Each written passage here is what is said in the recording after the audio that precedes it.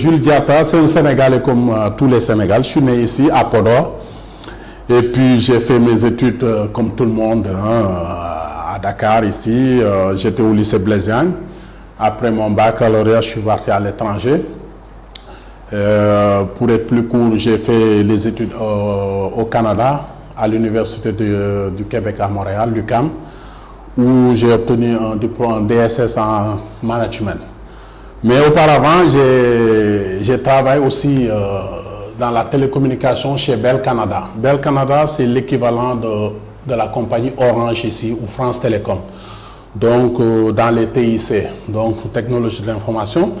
Et c'est là que j'ai eu quand même à bien m'habituer à tout ce qui est le numérique. Donc, j'ai fait 17 ans là-bas. C'est à partir de là que j'ai eu ces habiletés dans la technologie du futur, donc chez Bell Canada.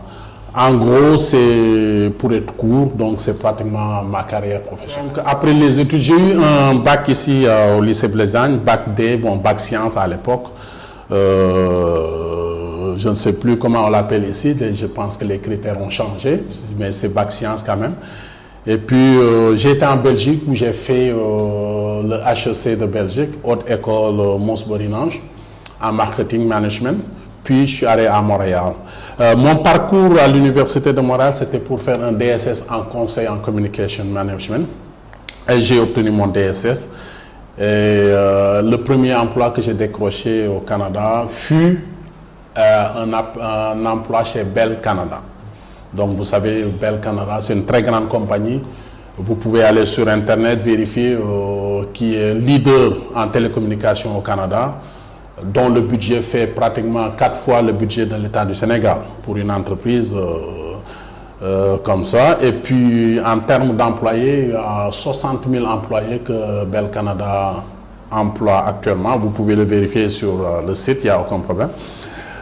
J'étais quand même responsable d'un département, donc le département technique. Donc, c'est la haute technologie de Bell Canada dans les télévisions numériques, la télévision par satellite et tout.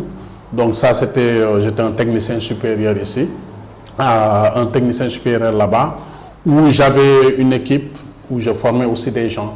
J'ai duré là-bas quand même 17 ans de carrière, c'est pas une mince affaire.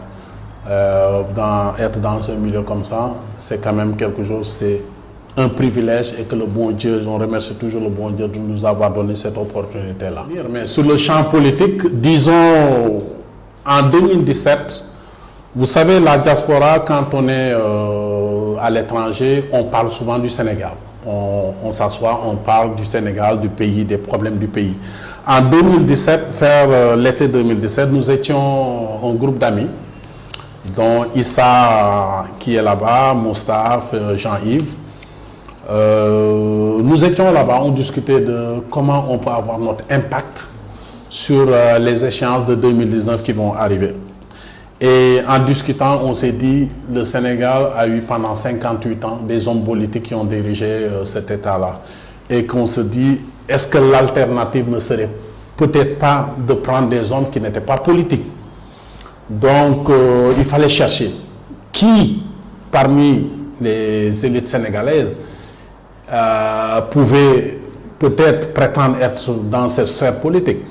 Donc, mais nous, on s'était obligé de fixer un objectif. L'objectif était de choisir un Sénégalais qui faisait exception, qui était à l'abri des besoins. Ça, c'est extrêmement important parce qu'on voulait avoir quand même quelqu'un qui connaît le milieu des affaires, qui est à l'abri des besoins, qui a une belle expérience, une belle expérience internationale et que dont son carnet d'adresses est hyper riche. On avait pensé à Yérim Sow. On est même passé à penser à Akon, le chanteur. Et Pierre Goudiaby Atepa, que vous connaissez, le célèbre architecte. Notre choix s'est fixé sur Atepa. Mais comment le convaincre, ça c'est le problème. Le grand monsieur, il est assis tranquillement chez lui, dans son entreprise Atepa Group. Comment le convaincre pour qu'il puisse entrer dans la sphère politique au Sénégal? Donc c'est là que nous avons trouvé une idée géniale qui consistait à faire un montage vidéo de tout.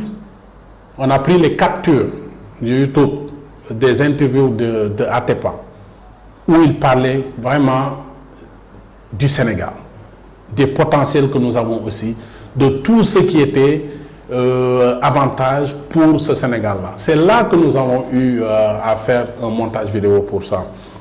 Et qu'on est venu le présenter au Sénégal. Je vous dirais que quand on lui a présenté ça, il était très ému. Il était touché parce qu'il voyait qu'il avait des capacités à gérer ce pays-là. Il s'est engagé. Donc c'est comme ça, pour être court, l'histoire qui nous a permis. Et vu qu'on l'a mis dans ce champ politique-là, donc c'est dans cette perspective qu'il m'a demandé de venir être avec lui au Sénégal pour l'aider dans ce processus électoral. Donc j'ai quitté le Sénégal, ma femme et mes enfants, nous avons quitté Montréal pour venir s'installer ici. Ça fait pratiquement un an presque, on est au mois de juin de 2018, disons, et que je travaille avec lui dans ce processus politique. C'est ça qui m'a fait rentrer dans le champ politique, au fait. Parce que c'est un engagement, quand on est patriotique, il faut penser à travailler pour son pays. La preuve, j'ai fait beaucoup de sacrifices, vous savez, à l'étranger, c'est pas facile. Moi, étant quelqu'un qui avait quand même un bon emploi à travailler chez Bell Canada, j'ai tout abandonné pour quand même faire un sacrifice de ce pays-là. Et ça, c'est un geste patriotique, comme il le dit lui aussi. Lui, le président Atepa dit toujours, il faut du patriotisme pour pouvoir bâtir ce pays-là. Donc nous, on est en marche à travers ces pas-là. Donc c'est ça.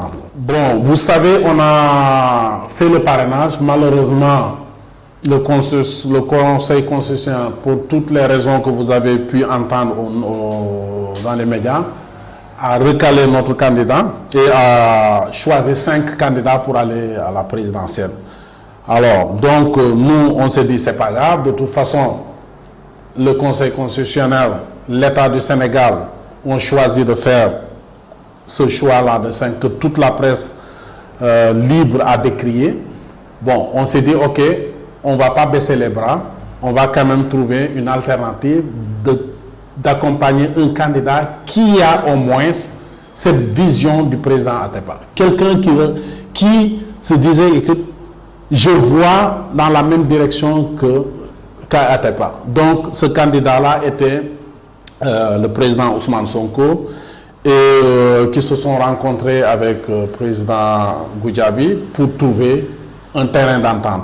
Donc, à l'issue de cette rencontre, ils se sont convenus qu'effectivement, ils vont faire une coalition qu'on appelle la coalition Sonko-Président, qui a été quand même, qui a fait ses pas pendant les élections et la campagne. Donc, nous, par la suite, on s'est engagé dans cette coalition. Et nous avons fait campagne avec Sonko. On a été pratiquement dans tous ces meetings avec les casquettes jaunes. Et je salue au passage tous les militants de Sénégal qui se sont engagés à accompagner le président Sonko pour cette campagne qui a été magistrale.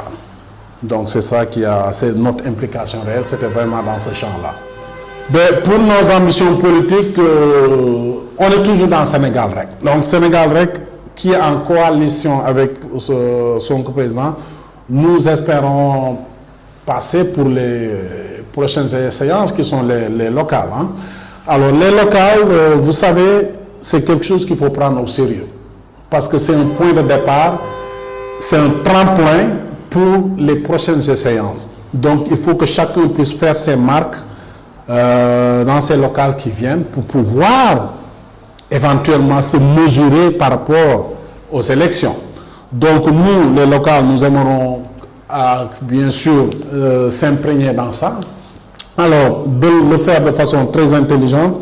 Vous savez, pendant le parrainage et les élections, nous avons eu à envoyer des jeunes dans les régions. Donc les jeunes qui ont été chercher des parrains, qui ont sillonné tout le Sénégal pour nous chercher des parrains dans le Sénégal REC.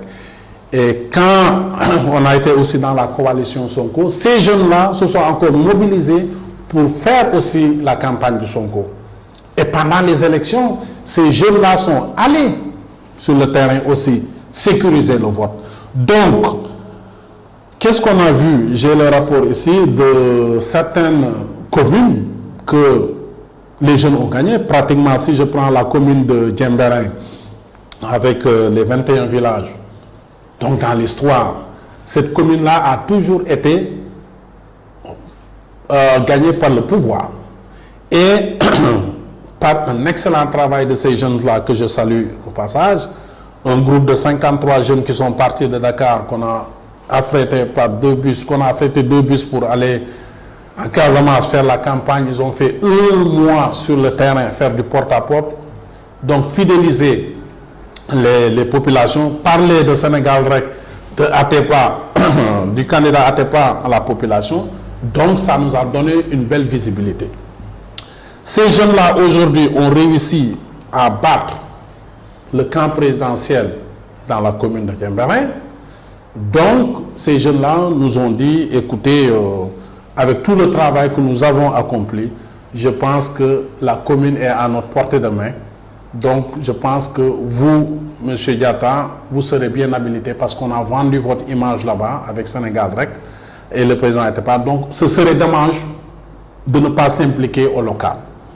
Donc c'est dans ces perspectives qu'on s'est dit, ok, pourquoi pas sécuriser les zones où la coalition Sonko a gagné pour pouvoir mettre là-bas nos éléments afin d'avoir quand même le maximum de maires de ce côté-là. En fait, ça, c'est nos ambitions pour aller chercher les mairies. Éventuellement, j'attends la décision pratiquement viendra de Sénégal Rec. Parce que étant un membre de Sénégal Rec, donc nous avons des directeurs, des responsables qui vont nous guider. C'est sur l'ambition personnelle, oui, on va être maire, mais quand même nous avons une hiérarchie qu'on doit suivre. Aussi, il y a les jeunes qui ont été sur le terrain, qui nous ont plébiscité, donc qui ont déjà pris position pour que je puisse les accompagner dans ce sens-là. Mais ça prendra un travail avec nos responsables, nos dirigeants, nos présidents respectifs, Sonko, Ousmane Sonko, le président Atepa, pour avoir quand même leur aval, parce que c'est eux les responsables de ce mouvement-là. Et j'espère qu'ils vont nous accorder ce privilège-là. Bien écoutez, vous savez, les enjeux sont extrêmement importants à l'heure actuelle au Sénégal. On l'a vu, on les a vus dans les élections passées, il y a à peine 1 mois, que l'enjeu actuellement au Sénégal, c'est le gaz, le pétrole, l'emploi, la santé, l'éducation. Et j'ai vu pratiquement, moi étant de la région de Diembéring, de la commune de Diembéring, donc notamment du village de Diembéring, j'ai vu ce qui se passait. C'est un village qui a énormément de potentiel. Disons, la commune de Diembéring a énormément de potentiel. C'est un territoire béni des dieux parce que la pluviométrie est abondante. Il y a énormément l'agriculture est pratiquement porteuse. Les fruits, on n'en parlons pas. Et la pêche, elle est là. La culture, le tourisme au Cap Skirring. Donc, il y a énormément de potentiel. Je pense que ces gens-là ont besoin de quelqu'un. Les villageois ont besoin de quelqu'un qui a une vision pour leur développer ces potentialités qui sont là dormantes, qu'on pouvait aller chercher pour réveiller ces potentialités et mettre ces jeunes-là, leur donner l'opportunité de saisir ce don béni des dieux. Alors moi, mon travail, c'est là, je suis en train de formaliser un programme pour la région, pour la commune, qui va être vraiment bénéfique parce que c'est un programme bien visionnaire avec mes expériences au Canada. Donc je compte mettre en place, si ils me le permettent, un jumelage entre le Canada qui a une belle expertise dans ces domaines agricoles et ce village-là, donc faire un jumelage entre la commune de Diembéring et la ville de Châteauguay où j'habite, particulièrement où je connais bien la mairesse de Châteauguay, donc qui pourra quand même faire une belle alliance entre ces deux communes.